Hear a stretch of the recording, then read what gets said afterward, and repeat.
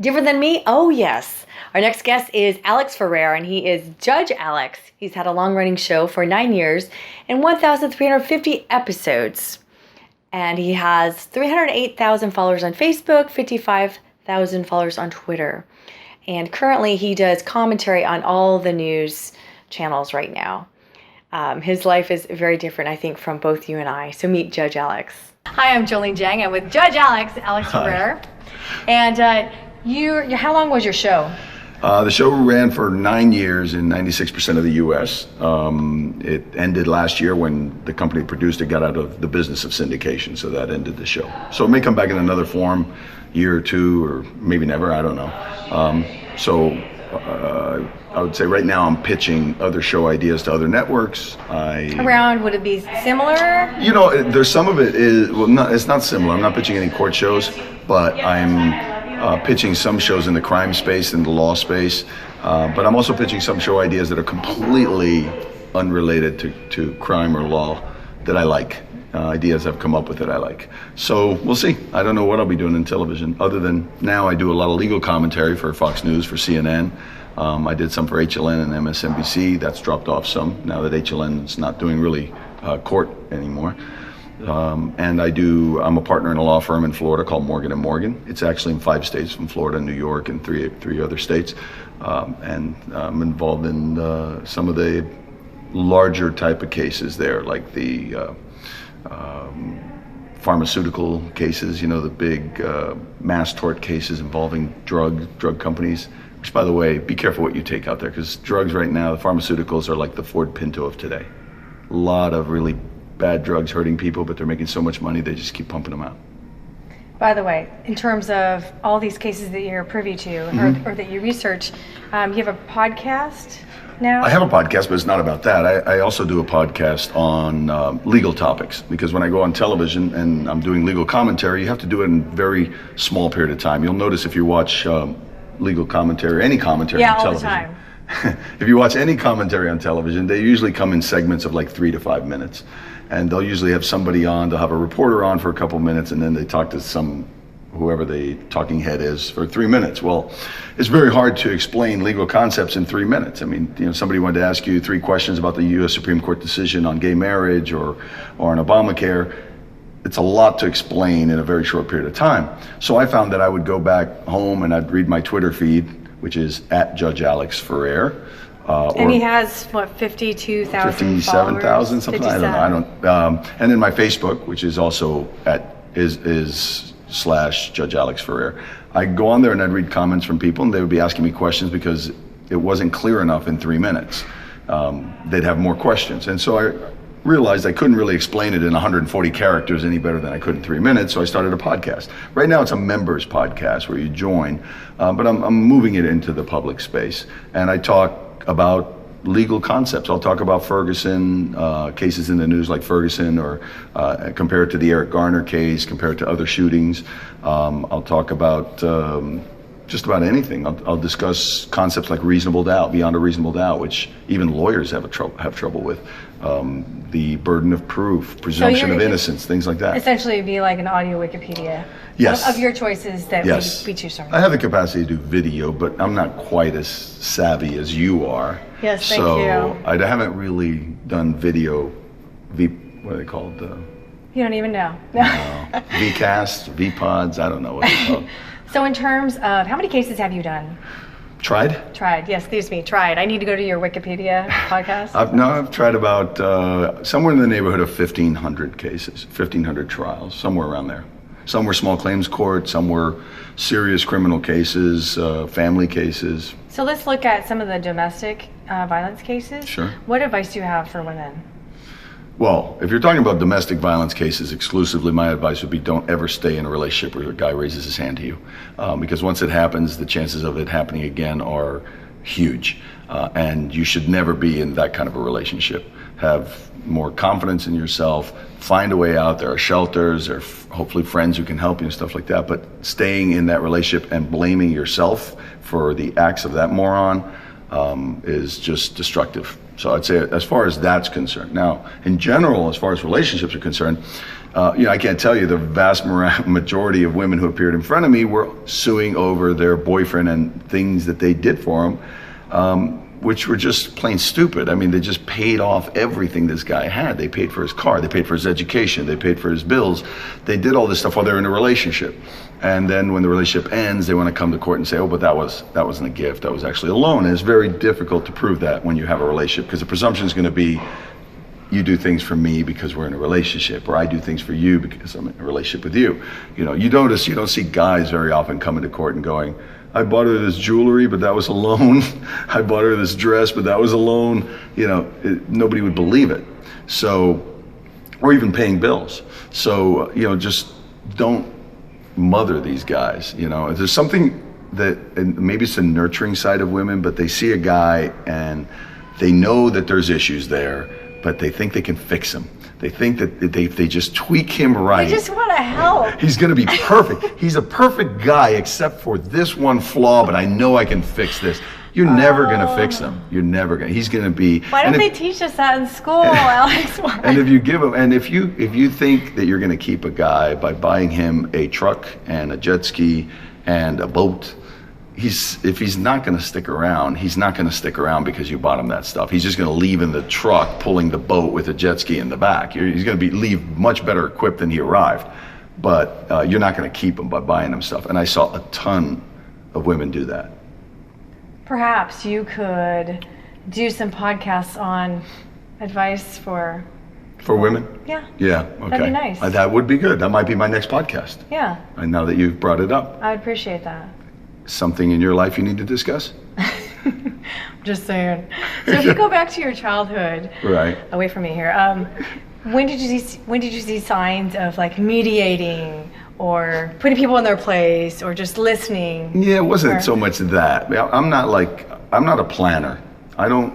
How there are people who say like, well, you know what, in 5 years I'm going to finish college and law school, and then in 3 years after that I'm going to be, experienced in trials, and then 4 years after that I'm going to be a partner at a law firm. I'm not one of those planners. I pretty much stumble through life. I do something until I want to do something else. And so when I got out of high school, I wanted to be a pilot, which was really an interesting selection because my mother had worked for the airlines, and I was fortunate enough to travel a lot growing up. And I got airsick every time I got on a plane. I mean, every single time. So what kind of idiot thinks he can be a pilot if he gets airsick? You. Exactly. And guess what? I did it. You did it. I did it. I won't spare you the description of my flight training, but I graduated. I got my my license, pilot's license. Still love flying, but I realized it was more of a hobby. I enjoyed it more as a hobby. I don't want to be flying my whole life, with my family somewhere, and look what I ended up doing it anyway. So I decided I wanted to be a police officer. I had worked in a gas station while I was going to high school, going to class in high school. I would work at night, every night, from 3 to 11 in a gas station, and I would see a lot of cops come through. I started at 15. By the time I was 17, I was managing the gas station, closing it up by myself. Crazy time. You'd walk around with a wad like this of bills because very few people use credit cards. And I was the only one in the gas station. I was 16, 17 years old. Wow. And now it's insane. People would rob you like that. And I would close it up at night, turn the alarm on, take the money to the owner's house. But I met a lot of cops, and my grandfather had been a cop in Cuba. So I really liked the way people respected my grandfather. He was very admired. And so when I decided not to be a pilot, I focused on police work. And I was working at the time as a dispatcher at a police department. I convinced the chief through a lot of pushing and begging and just tormenting to send me to the academy, and I became a cop. And I did that until I wanted to do something else. I did it while I went through college and law school, but my parents had given me really great advice. They said, don't stop studying, because if you change your mind, you want to have options. And if you don't change your mind, the education is going to help you in the police department anyway. You'll go through the ranks quicker. And it sounded like good advice, so I took it, and by the time I finished law school, I was ready to try something else. And because I had continued studying, I did have options. So I became a lawyer, became a litigator, and I was good at it. I was successful. I had a great practice as a lawyer, but I didn't enjoy it. It wasn't personally gratifying. You know, as a cop, I always felt like I was doing the right thing. I always Now, felt, was it because you could see the people you were helping as a cop? You're like, oh, I just saved that cat out of a tree. no, because I could see my clients. I never took a cat out of a tree. Oh, I'm sorry, firefighters. Those are firefighters. Yeah. That's the other calendar. So no, I could see my clients. You know, it was that as a police officer, I always felt like I was doing the right. When I got home and I was taking my uniform off at night, I felt good about what I do. As a lawyer, I was always somebody's hired gun. You know, whether I agreed with them or disagreed with them, I had to fight their battle because we have an adversarial system. Each side has their own advocate and they battle it out, and the idea being that truth comes out of that. So I didn't get a lot of personal satisfaction out of that. So I started thinking that maybe there was something else that would give me personal gratification with my law degree. And I was looking at the FBI and I was looking at the CIA. I was thinking about different uses of my law degree.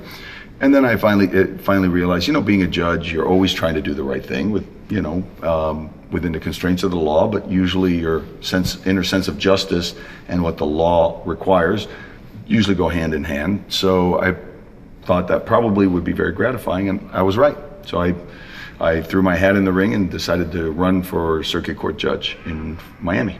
And how many years has it been? Wow, I got elected in 1986. That's a You long time. were one. Yes. Yes. So, Yeah, that's a long time. Well, when did your TV happen? well, I was a judge. I got elected when I became a cop. I was the youngest cop in Miami. I was 19 years old. I was so young. When I went into the police academy, I had braces, and that's one of the reasons the chief didn't want to send me. And they tried to get me to drop out. They jumped down my throat every day because they said this guy's gonna get eaten alive in the street.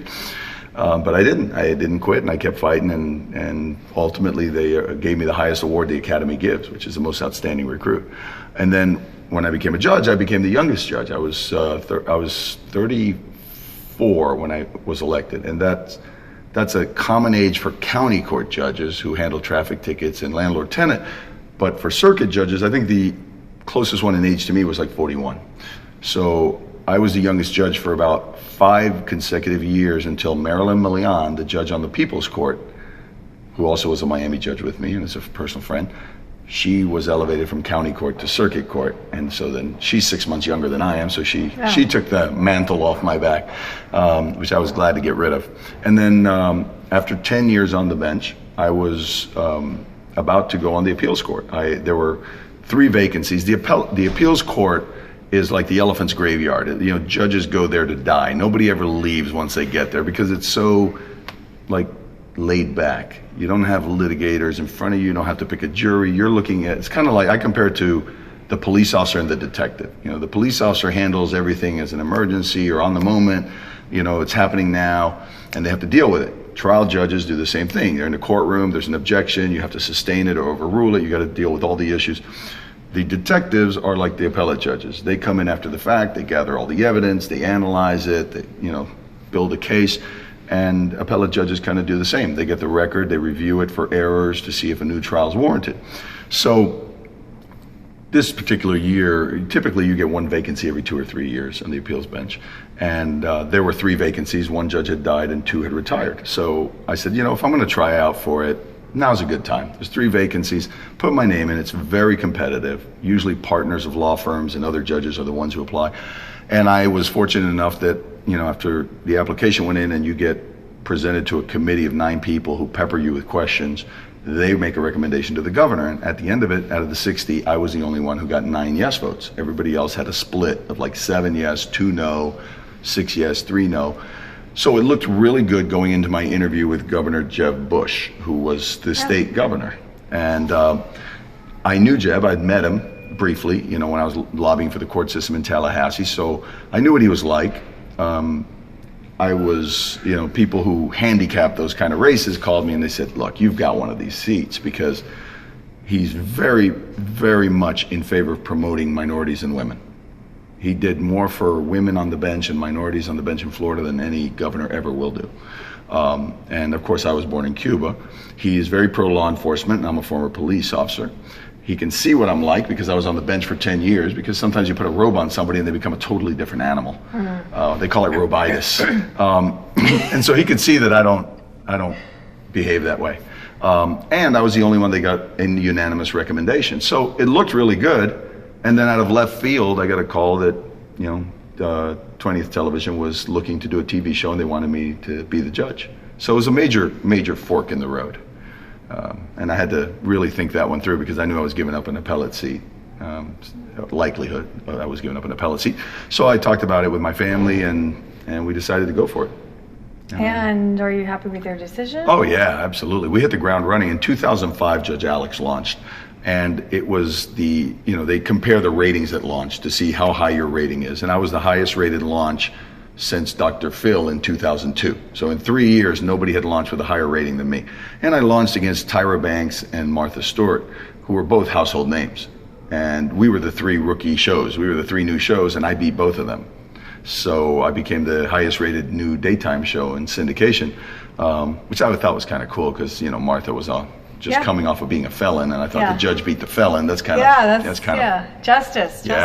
So anyway, so the show just was going strong. In fact, when it ended last year, my rating, I think during sweeps, was like a 1.6, which is a very good rating for daytime. It's a strong rating for daytime. So the show, I'm sure, would have kept going if they hadn't gotten out of the business. You were the youngest in all these areas. What are you going to be the youngest at next? What's your next Hopefully retiring. Oh, okay. Yeah. No, I wouldn't. Too late. I wouldn't do that. I don't know. People always ask me what's next. I've got a lot of irons in the fire with a law firm, with the legal commentary. I do mediation and arbitration. It's kind of funny, because sometimes I'm mediating a case, and the litigants come in and they're like, "Oh my God, this is Judge Alex," and they recognize me from TV. And that it's kind of funny that all of a sudden I'm mediating their case. But I've got a lot of different things going on. I don't know what I just kind of take things the way they come. If I get approached tomorrow with an idea to be in a shiny over here, whatever it is, and I'm open to a lot of ideas. So if somebody approaches me with a show idea I like, I'll do it. If I get asked to do a cameo on a scripted series, do you hear that? Yeah, I do. SNL or something like that. Something. Nah. So I see more like a like a Law and Order. Okay, I was like LA Law. No, that's really old. Took me back. I was thinking of how long audiences have been fascinated with legal shows. Think about LA Law. Did you watch legal shows when you were young? Yeah, sure, like anybody else. Yeah, I watched LA Law, I watched Hill Street Blues. I played that on the piano. So when you were watching them, did you say someday? Or no, just like I said, I'm not a planner. I just, I guarantee you nobody growing up said one day I'm going to be a TV judge. That's not something that people usually, maybe now they do, now they hear that Judge Judy, prints money. Maybe now they do. But yeah, I didn't typically look forward that far. Frankly, this is probably something my followers don't know. I didn't really think I'd live past 40. And that really had to do with both of my brothers passing away. And they passed at a very young age. My oldest brother, Tony, died when he was 23 from juvenile diabetes. And my closest brother in age was 1 year older than me. I was the youngest. He died at 28 from Hodgkin's lymphoma.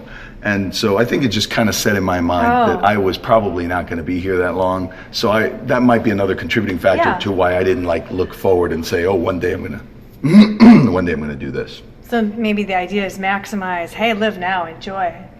Yeah, really, with everybody texting while they drive now, you can walk out and get run over on the sidewalk. So definitely take advantage of your time. Good. Or leave me in your will. Either way.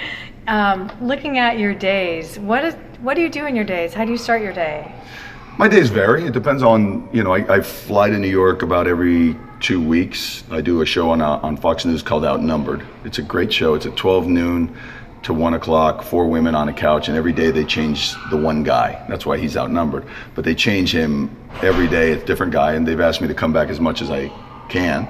So every couple of weeks I go to New York, and or at least twice a month. It may not be what every type 2 of weeks. Topics?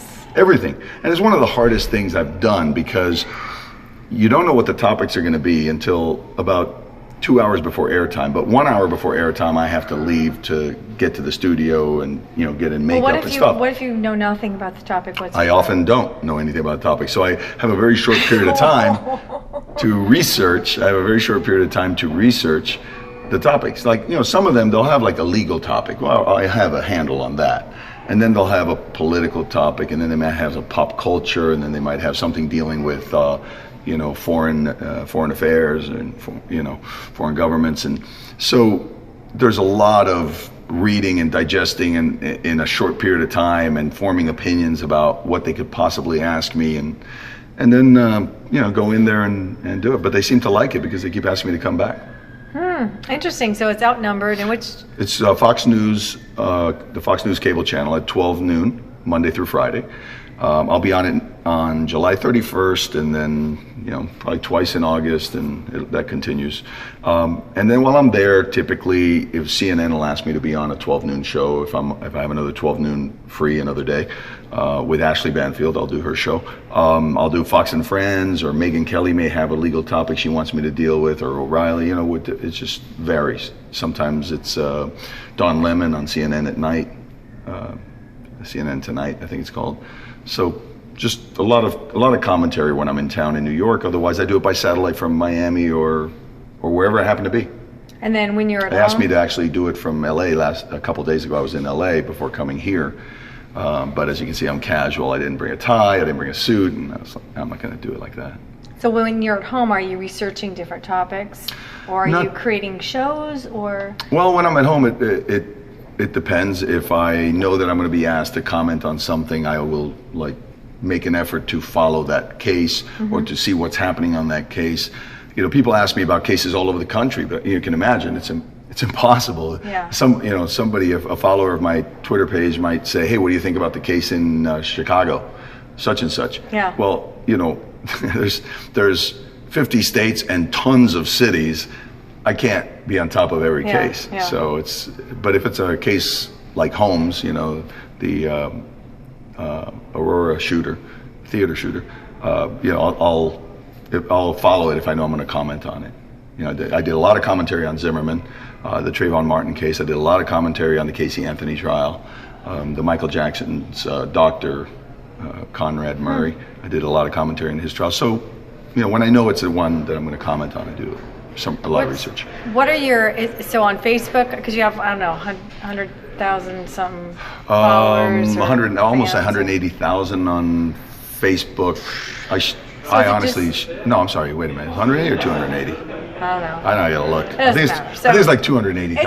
It's a lot. Yeah. So it's Judge Alex there? Yes. And do you have a website, or where do you find your podcast? Well, actually on that one, it's Judge Alex Ferrer, and it's 280,000, yeah. But on that one, it's facebook.com/Judge Alex Ferrer, and on Twitter, it's @Judge Alex Ferrer. And then my podcast is, as I said, it's on connectpal.com. Judge Alex, Connect Pal, like connect with a pal. But I'm probably going to be moving it into a public space. Get that branding going, yeah. All right, well, thanks for being with us. My pleasure.